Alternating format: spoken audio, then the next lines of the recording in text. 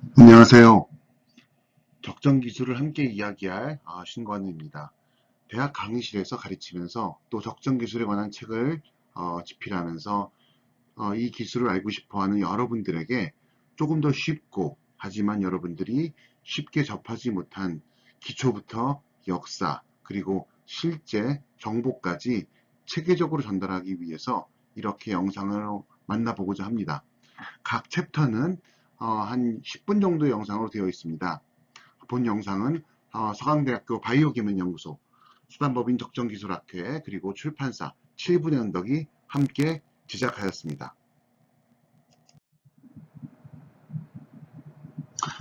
오늘 할 이야기는 7분의 언덕에서 출간한 적정기술에 의해 제9장입니다. 적정기술은 보통 이렇게 정의하죠. 지역사회가 스스로 운영하면서 지속 가능해야 되고 소규모이면서 또한 노동 집약적이고 또 작은 에너지를 이용하며 또 친환경적이어야 되고 너무 추상적이죠. 하지만 오늘 나눌 이야기는 적정 기술을 이용한 노동을 도와주는 다양한 도구, 그 중에서도 대표적인 사례인 자전거에 관한 이야기입니다. 즉, 인력을 이용한 도구에 대해서 알아보는 것입니다. 매우 직관적이며 많은 사례를 보실 수 있을 것입니다. 도구라 하면 일반적으로 일을 쉽게 하려고 이용하는 연장을 통틀어 이르는 말입니다. 가위로 자르거나 망치로 두드리고 삽으로 퍼내르는 것처럼 넓은 의미의 모든 노동을 활용하는 장비들을 모두 포함합니다. 이러한 관점에서 자전거는 아마 근대에서 현대로 넘어오며 인간의 페달을 돌리는 인체적인 특징을 잘 살려 바퀴의 회전을 이용한 구동원리로 누구나 접근 가능하고 이용할 수 있는 매우 유용한 도구라 할 수 있습니다. 아마도 적정 기술을 온라인에서 찾아보다 보면 오늘 소개되는 많은 사례들이 대표적인 적정 기술로 나와 있는 것을 알 수 있습니다. 이 그림은 페달 파워라고 불리는 수력 펌프입니다. 이렇게 회전 운동을 이용해서 파이프 내에 일시적인 진공 상태를 만들고 이것을 통해서 물을 이렇게 끌어올리게 되는 이러한 원리입니다. 이것도 무엇인지 아시겠지요? 바로 자전거를 이용한 탈곡기입니다. 이러한 기술들의 공통적인 것이 무엇일까요? 네, 바로 자전거, 즉 사람의 상하 운동을 회전 운동으로 전환시켜 간단한 전기를 생산하거나 혹은 전기를 대신하는 회전 운동을 직접 도구로 활용하는 것입니다. 그렇습니다. 자전거는 1800년대에 처음 발명된 이후로 지금 현재까지 200여 년간 우리 생활 속에서 페달이라는 회전 운동을 다양한 도구의 에너지 자원으로 활용하는 매우 직관적인 도구이기도 합니다. 그러면 첫째, 이 자전거의 기술이 제3세계에서 어떻게 활용되고 있는지와 이러한 기술을 이용한 어떠한 도구가 있는지, 또한 자전거의 원리를 통해서 우리가 만드는 어떤 적정 기술들은 무엇이 있는지, 그리고 마지막으로 적정 기술의 사례에서 배울 수 있는 성공적인 적정 기술이 되기 위한 조건들을 살펴보면서 오늘의 강의를 정리하도록 하겠습니다. 자전거는 사람의 다리 근육을 통해서 전달된 페달을 축으로 하는 회전, 즉 로테이셔널 에너지를 기본 에너지로 활용합니다. 인체의 다리 근육의 운동이 페달을 통해 전달되면 회전 에너지가 되며 이 회전력이 하나의 바퀴가 바닥면과 마찰력을 이기면서 돌게 되면서 자전거 자체의 수평 이동이 일어나게 됩니다. 이러한 그 자전거의 원리를 효과적으로 활용하기 위해서 다양한 기어들도 부과되고 있고 낮은 기어는 언덕을 오를 때 사용되며 또 높은 기어는 빠른 속도를 낼 때 보통 이용되게 됩니다. 직접 사람이 뛰면서 이동하는 전통적인 인력거는 초기 자전거를 이용한 인력거로 신속하게 대체가 되었죠. 실제로 자전거 인력거는 오랜 기간 동남아시아의 주요한 운송수단이었던 것도 사실입니다. 화물 운송에도 사용된 바 있지요. 하지만 이제 원동기, 즉 오토바이 등을 이용한 운송수단, 여기 나와 있는 이러한 그 툭툭과 같은 것들은 이미 자전거를 모두 대체하고 있습니다. 실제로 캄보디아의 대표적인 관광지인 앙코르와트나 푸놈펜에서 툭툭은 가장 보편적인 이러한 운송수단으로 활용되고 있죠. 뭐한 4, 5km 정도의 거리는 한 2, 3천 원의 가격으로 운영되고 있습니다. 물론 뭐 자전거가 또 신속하게 또 이러한 툭툭을 또 대체하고 있기도 합니다. 하지만 이제 이러한 그 자전거가 그 운송수단으로서 활용되는 기간에는 이러한 그 바퀴나 아니면 이런 긴 체인들, 그리고 이러한 그 스프로킷, 그리고 판금을 이용한 뭐 햇빛 가리개 뭐 등등해서 이러한 그 다양한 그 적정 기술로서의 어떠한 역할을 오랜 기간 필요로 하고 있었던 것도 사실입니다. 자전거가 이러한 그 환자를 운송하거나 아니면 뭐 앰뷸런스의 역할을 하기도 하고, 또 이러한 아기들을 동시에 여러 명을 이동시키는 뭐 간이 스쿨버스죠. 스쿨버스로도 활용된 바 있기도 합니다. 지금 사진에 보고 계신 그 옥스트라이크는 사이클 인력거에 대한 개선에서 개발된 적정 기술의 대표적인 사례입니다. 옥스퍼드 대학에서 설계한 거고요. 구조를 보면 정면과 후방 브레이크가 있고요. 표준 3단 변속기가 페달과 후방, 휠 중간에 위치하며 그래서 이렇게 두 개의 그 체인이 필요로 하죠. 자전거와 같은 파이프형 튜브 대신에 현지에서 제작이 쉬운 이러한 그 판금과 절곡이 돼서 손쉽게 용접할 수 있는 이러한 기술로 제작이 가능합니다. 사실은 뭐 선진국에서 화석 연료를 사용하지 않는 이러한 운송수단으로도 주목을 받고 있는데, 이러한 그 GPS와 배터리를 장착하면서 아주 그 신미감과 안정성을 추가된 이러한 모델로서 불리고 있습니다. 여전히 자전거 인력거가 현지인들의 노동력을 이용해서 그 달러를 벌어들이는 가장 매력적인 방법임에도 불구하고, 전동기가 결합된 운송수단이 이제 보편적으로 활용되고 있는 지금, 그 자전거 인력거가 현대 적정 기술로서는 더 이상 다루지 않는 것이 이렇게 타당하다고 판단됩니다.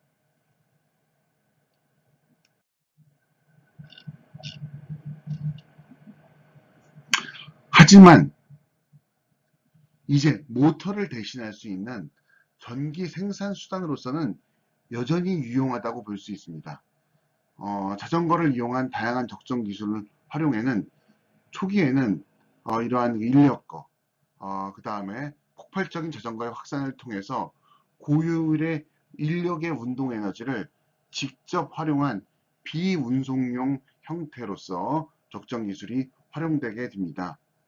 즉, 자전거의 회전 에너지를 전기 모터를 대신하여 이용하거나 아니면 직접 전기를 발생시켜 저장시키기 위한 이러한 전력 생산의 목적으로 활용되게 됩니다.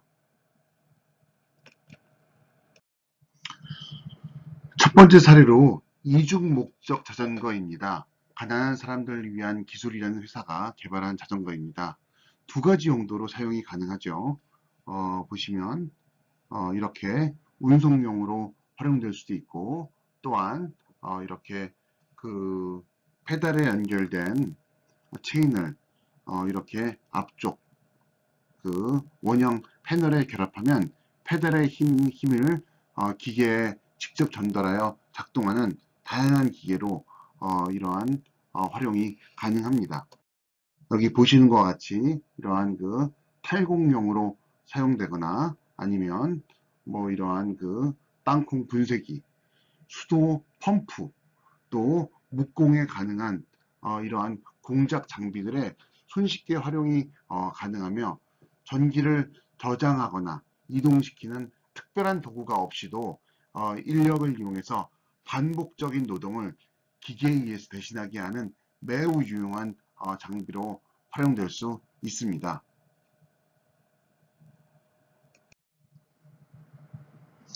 두 번째 사례는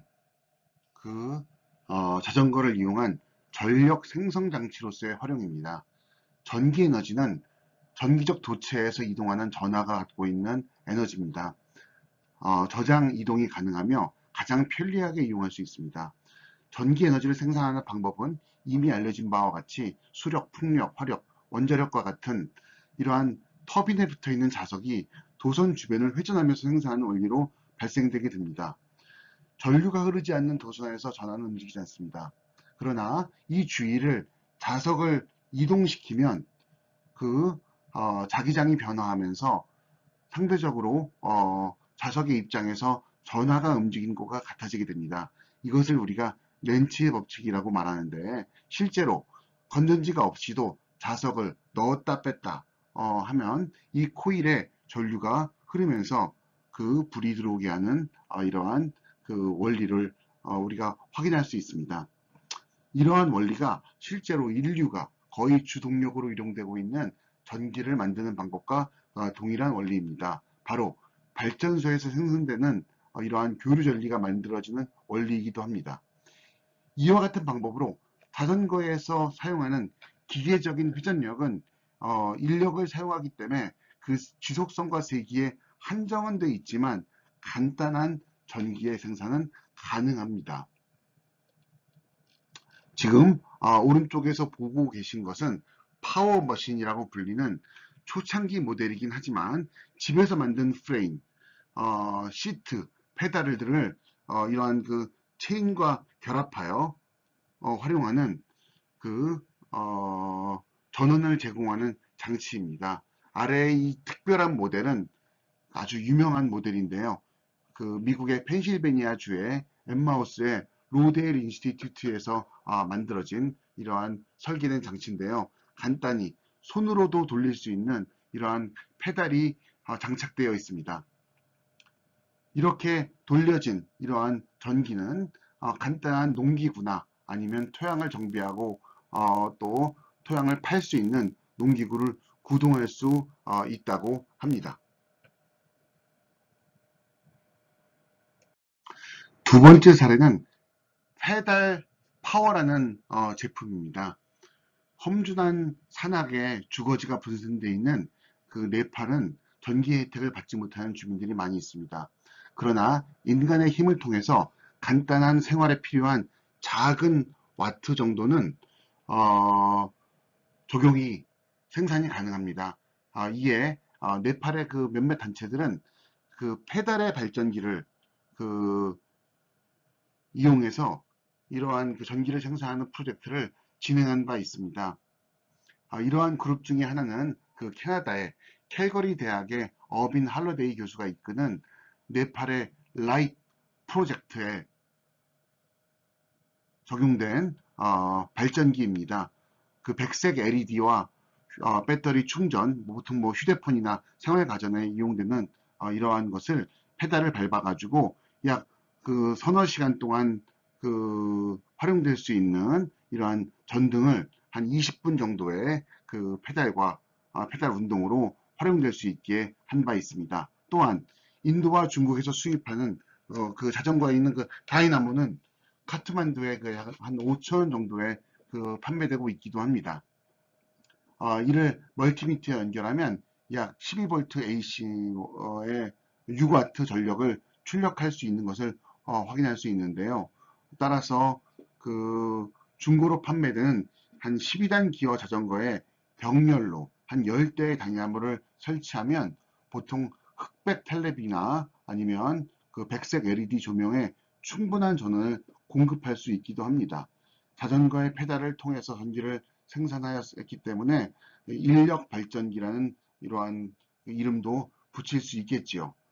전기를 생산하는 방법은 유인력으로 여겨지는 여성이나 아동의 그러한 과도한 노동으로 이어질 가능성이 높기 때문에 보통은 풍력이나 태양열 발전기를 보조하는 수준의 비상 발전기로서의 역할만 보통 활용이 가능할 수 있을 것 같습니다. 여기 지금 오른쪽에 보이는 건 이러한 그 페달 파워를 이용한 노트북입니다. 컴퓨터의 에너지 전원을 공급할 수 있는 태양열 노트북 또한 개발되어 있긴 하지만 모두가 활용된 기술은 물론 아닙니다. 페달 파워 노트북은 페달 파워를 이용하여 노트북을 작동시키게 되는데, 이러한 시스템은 다리의 동력을 이용하여 랩탑의 전원을 공급할 수 있고, 이것이 이제 보통 초등학교 한 3학년 정도의 그런 작은 힘을 갖고도 랩탑 컴퓨터를 문제없이 활용할 수 있습니다. 지금 보시는 모델 지금 엑소라고 하면서 핸드 크랭크를 이용해서 시스템의 전원이 가능하며, 이런 전원을 추가할 필요 없어서 사람들이 컴퓨터에 액세스할 수 없는 이러한 시골 지역에 전원이 없는 장소에서도 운반, 활용이 가능하다고 합니다. 현재는 프로토타입을 테스트하는 정도의 결과이긴 하지만 향후 더 긍정적인 프로그램으로 확대할 수 있을 것입니다. 몇 가지 사례를 보여드렸지만 결국 자전거에서 배우는 적정 기술의 성공적인 방향은 무엇일까요? 바로 사용자 중심의 디자인, 견고하고 간단하며 이용에 직관적이어야만 성공할 수 있다는 것입니다. 기술의 수준에 따라서 적정 기술의 도구를 여러 가지 단계로 구분하긴 하지만 간과하는 점이 바로 도구를 사용하는 사람의 수준입니다. 예를 들어서 손잡이를 봤을 때 손잡이를 밀거나 당기거나 돌리는 이러한 다양한 방법이 있는데, 이때 직관적으로 내가 이것을 밀거나 당기거나 하는 이러한 사람에 대한 행태와 기술이 결합되어야만 가장 효과적인 이러한 도구로 개발될 수 있습니다. 즉, 숙련되지 않은 현지인이 직관적으로 어떠한 장치를 이해하고 도구를 사용하게 하는 사용자 중심의 디자인이라는 개념을 생각할 수 있습니다. 즉, 적정 기술에서 도구로 활용하는 경우 인체에 최적화된 도구로 개발하고, 이것이 현지의 환경에 고려됨으로써 동시에 사용자에게 적절한 교육을 통해서 이것을 활용할 수 있게 하는 것이 필수적입니다. 정리하자면 자전거는 인체에서 가장 강력한 기계적 에너지를 생산하는 다리 근육을 이용합니다.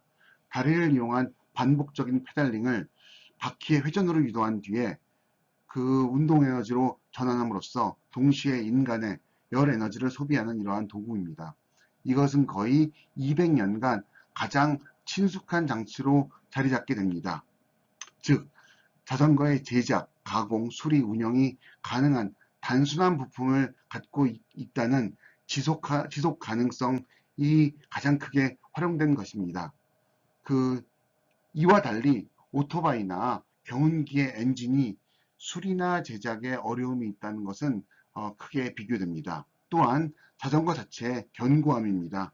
100kg 이상의 큰 짐을 얹고서도 빠르게 이동할 수 있는 차체의 견고함, 내구성, 그리고 이를 구동시키는 자전거의 운전자의 편안함이 성공한 가능성입니다. 또한 다양한 응용성입니다. 바퀴의 회전 운동을 쉽게 연결해서 전기의 생산 아니면 직접적인 도구의 운용 등 다양한 도구와 장치에 활용 가능할 수 있습니다. 우리가 지금 현대 사회에 적용할 수 있는 이러한 혹시 사례를 좀 보여주면서 간단히 마무리하려고 합니다. 사진 왼쪽은 자전거 세탁기 바이스 라바도라라는 장치입니다. 2005년도 MIT에 재학 중인 여학생이 자전거 차체와 드럼통을 이용해서 만들었습니다. 세탁기 부품은 개발도상국 어디에서나 쉽게 조달할 수 있는 이러한 재활용품을 이용하였고요. 그 다음에 기술 이전을 통해서 현지인들이 직접 생산할 수 있도록 하였습니다. 팀을 구성해서 다양한 문제점을 보완해 나가기도 합니다. 오른쪽은 이러한 바이스 라바도라를 발전시켜서 2016년도 중국의 다른 대학교 학생들이 만든 바이크 W 와싱 M 머신 BWM이라는 장치입니다. 전기 생산 모드로 바꾸면 자전거를 타면서 전기를 생산하고 그 전기로 세탁을 진행합니다. 이 그림만 봐서는 물론 세탁에 필요한 물의 유입이나 배출이 어떻게 되는지는 잘 모르겠습니다. 그러나 경제활동을 위해서 한 노동이 아니라 건강을 위해서 노동을 즐기는 초고도화된 이러한 사회에서도 적정 기술이 사용될 수 있음을 보여주고 있습니다. 그렇습니다. 이미 대부분의 제3세계에서는 자전거가 활성화된 시기를 넘어서 이미 모터를 활용하는 이러한 그 시대로 빠른 속도로 넘어가고 있습니다. 그러나 노동을 건강이나 레저로 이용하는 선진국에서 오히려 다양한 방법으로 이러한 자전거는 오히려 활성화되고 있고 이를 이용한 첨단 제품들이 속속 개발되고 있음은 자전거가 앞으로도 향후에 널리 우리의 삶과 함께 할 것이라는 것을 보여주는 반증입니다. 사람이 운동을 통해서 땀을 흘리고 긴장을 풀고 열을 발생시키는 것은 결국 우리의 몸을 이러한 엔진으로 느끼게 합니다. 그리고 이러한 엔진은 평소에 항상 낭비되고 있습니다. 자, 그러면 이러한 인력을 이용해서 에너지 낭비를 막고 또 환경에 아주 친화적인 화석연료를 줄이는데 이용할 수 있을까요? 대답은 너무 과도한 기대는 하지 말자입니다. 실제로 1시간 동안 여러분이 움직인 그 운동의 그 열을 우리가 그 최대 전력을 기름으로 바꾸면 한 2스푼 정도에 불과하다고 합니다. 아마도 전기가 중요한 현대 사회에서 인력을 전적으로 전력을 생산하는 데 활용하는 것은 불가능할 것입니다. 그러나 단 한 방울의 기름도 소중한 사회, 즉 개발도상국에서는 아마도 충분히 전력을 대체할 수 있는 중요한 적정 기술로 이용될 수 있을 것입니다. 도움을 주는 따뜻한 적정 기술 어떻게 보셨는지요? 그러면 다음 시간에 또 다른 새로운 적정 기술로 찾아뵙겠습니다. 지금까지 신관우였습니다. 감사합니다.